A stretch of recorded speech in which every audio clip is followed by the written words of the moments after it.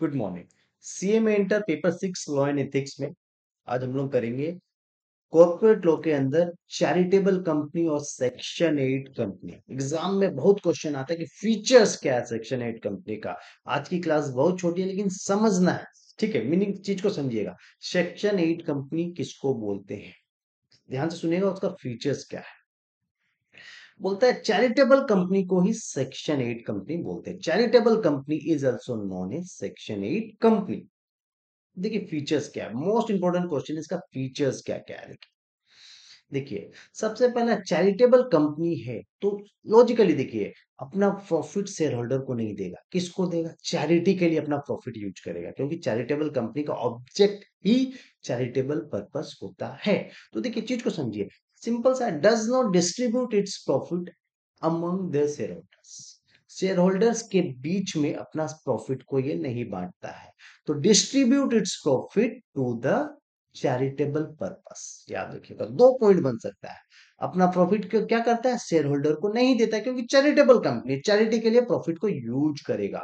दूसरा है, देखिए वही चीज है, अप्लाइड्स प्रॉफिट फॉर चैरिटेबल पर्पस। तो प्रॉफिट से दो पॉइंट निकल गया। पहला प्रॉफिट का पॉइंट क्या था कि अपना प्रॉफिट शेयर होल्डरों को नहीं देगा। दूसरा, अपना प्रॉफिट चैरिटेबल पर्पस के लिए यूज करेगा। तो चैरिटेबल पर्पस मतलब क्या हुआ, कल्चर, स्पोर्ट, एजुकेशन, ये सबको प्रमोट करना, प्रमोशन करना, कॉमर्स, आर्ट, साइंस। ये देखिए ऑब्जेक्ट क्या है, चैरिटेबल पर्पस, तो आप लिख देंगे ऑब्जेक्ट क्या है, promotion of commerce, art, science, culture, sport, education, research and development, social welfare, ये सब चैरिटेबल पर्पस है।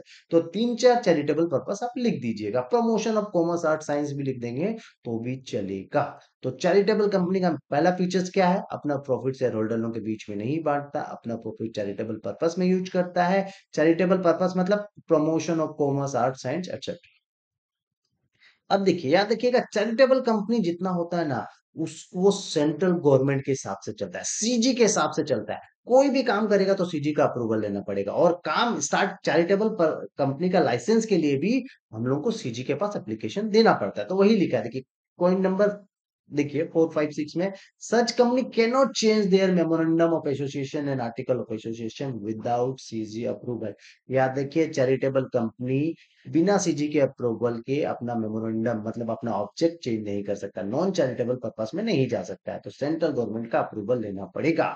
और टेक लाइसेंस फ्रॉम सीजी मतलब सेंट्रल गवर्नमेंट से लाइसेंस लेना पड़ेगा to work as charitable company. तो चैरिटेबल कंपनी बनने के लिए भी हमको सेंट्रल गवर्नमेंट से लाइसेंस लेना पड़ेगा, और कुछ मेमोरेंडम और आर्टिकल ऑफ एसोसिएशन में कुछ चेंज कराना है तो भी सेंट्रल गवर्नमेंट से लाइसेंस लेना पड़ेगा। याद रखिएगा, पार्टनरशिप फॉर्म कभी भी किसी कंपनी का मेंबर नहीं बन सकता, लेकिन चैरिटेबल कंपनी में चैरिटेबल पर्पस के लिए होता है, इसीलिए पार्टनरशिप फॉर्म इस चैरिटेबल कंपनी का मेंबर बन सकता है। इसमें दो इंपॉर्टेंट फॉर्म है, याद रखिएगा, आईएनसी 12 और आईएनसी 16, बहुत इंपॉर्टेंट फॉर्म है। याद रखिएगा, कभी भी चैरिटेबल कंपनी बनता है तो उसके लिए लाइसेंस लेने के लिए कंपनी का, ठीक है, कंपनी बनाने के लिए सबसे पहले आईएनसी 12 फॉर्म सेंट्रल गवर्नमेंट के पास फाइल होता है।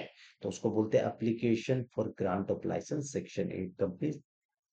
और उसके बाद सेंटर, जब ये लाइसेंस बन जाएगा, कंपनी बन जाएगी, तो सेंट्रल गवर्नमेंट एक लाइसेंस देता है, वो देता है आईएनसी आईएनसी 16 में। याद रखिए, licence of section 8 company issued by the central government in form number INC 16। Thank you.